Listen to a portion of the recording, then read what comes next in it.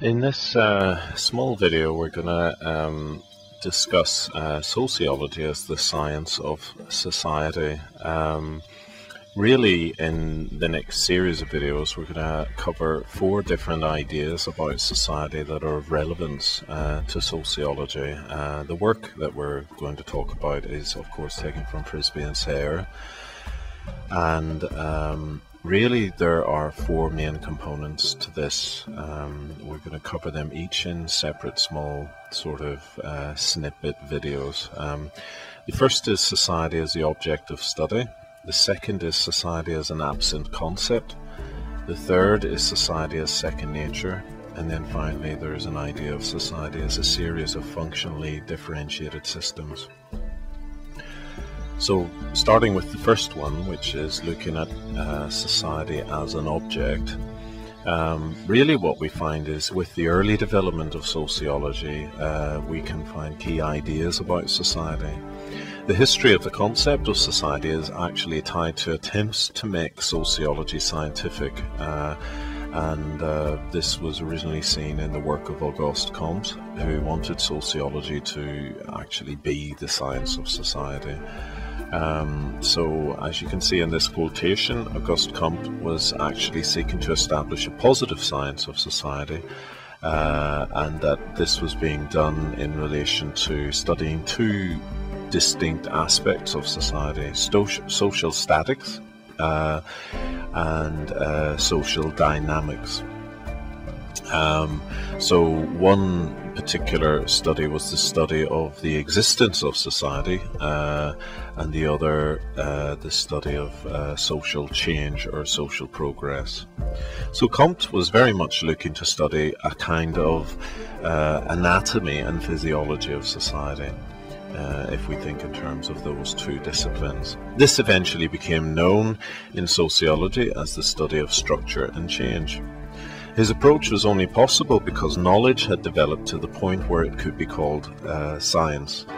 Nonetheless, what we can see here is how the development of a positive natural science was a fundamental influence in the development of sociology as a discipline. The influence of positive science on how sociology saw society continued in the work of Herbert Spencer. In this idea, society was seen as an organism that was greater than the sum of its parts. It was a coherent whole, but it also had heterogeneity. In other words, it had many discernible parts in the same way as the body has arms and legs. So rather than having specific physical limbs, society had the church, the family, and the state, amongst other things. This approach was influenced by Darwinism, and the idea is criticized by Frisby and Sayre because the more the idea was used, the more abstract the idea of society became. It was not surprising, therefore, that towards the end of the 19th century, that new ways of theorizing society emerged.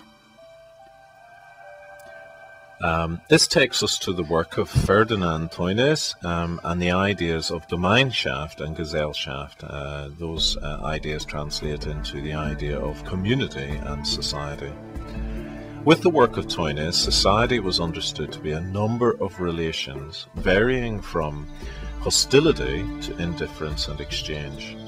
Tönnies actually stated it as follows, as you can see in the quotation. The basic sort of thing about Gesellschaft was the act of exchange, which presented itself in its purest form as being performed by individuals who primarily are alien to each other. They don't have anything in common, and they confront each other essentially antagonistic and maybe even hostile to each other. So if you think of your relationships in society as a whole, you're beginning to see society really as something that is to do with the relationships between people who may even be trying to dominate each other, to compete and so on. And this clearly draws on the idea of Hobbes, which is discussed in other videos, who seem to be arguing for a social space where pure exchange and completely arbitrary interaction can occur, and that this was demanded by society. In other words, society was composed of, despite this arbitrariness, relationships between people. Society then was an aggregate of convention and law, where a multitude of natural, self-interested, selfish individuals, their wills and interests, and the many relations between them remained.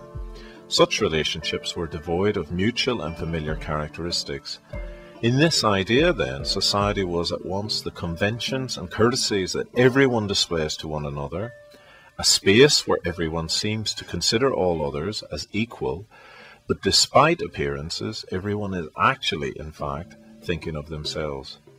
In some respects, then, economic activity became the basic model of society in this sociology.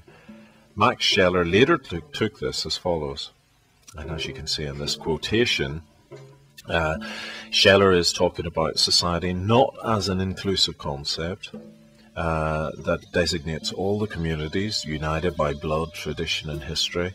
Really, in contrast, it is the remnant, it's the rubbish that's been left by the destruction and decomposition of communities. So whenever the unity of communal life can no longer prevail, whenever it becomes unable to assimilate the individuals and develop them into its living organs, that's when we get a society. It's a unity based on mere contractual agreement. When the contract and its validity ceases to exist, the result is the completely unorganized mass, unified by nothing more than momentary sensory stimulation and mutual contagion. Now, these ideas take us to the whole problem of society as a reality in its own right. Basically, what we can see is society can be argued as sui generis, and this was one of the key components of the work of Emile Durkheim.